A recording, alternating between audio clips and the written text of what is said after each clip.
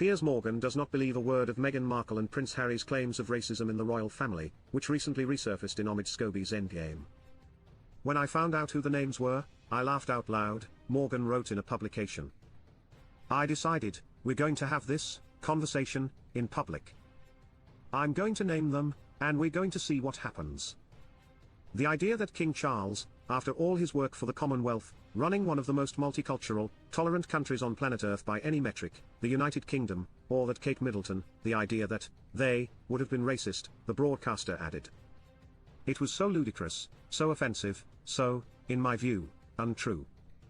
He continued, Meghan and Harry had gone on Oprah Winfrey, made a series of unsubstantiated allegations, including this incendiary claim that members of the royal family had expressed concern about Archie's potential skin color.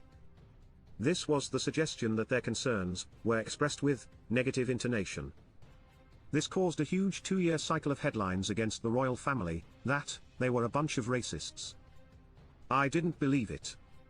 The journalist observed, and as I predicted to my team, it got huge attention and it disappeared as fast as it started once people knew that King Charles and Middleton were the royals being accused of making the racist remarks, because nobody else believed it either. I don't think it's remotely racist. Unless it's expressed in a tone, as was inferred on Oprah in a negative context, the darker the child's skin color, the more of a problem it would be, and I do not believe that happened. The broadcaster then shared he thinks that was deliberately spun that way by Meghan Markle with Harry's help.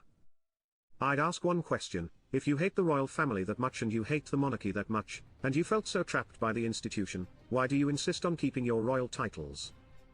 Morgan concluded, why do you insist on using them for business? Why do you insist on your children having the royal titles? Why sentence them to the terrible dungeon that you found yourselves in at the behest of the royal family? So much hypocrisy. The former editor then stated, they've lined their pockets with hundreds of thousands, millions of dollars selling every detail of the private lives of themselves, and their families are trashing their families left, right, and center for vast amounts of money. But kept their royal titles because without those, they don't make any money.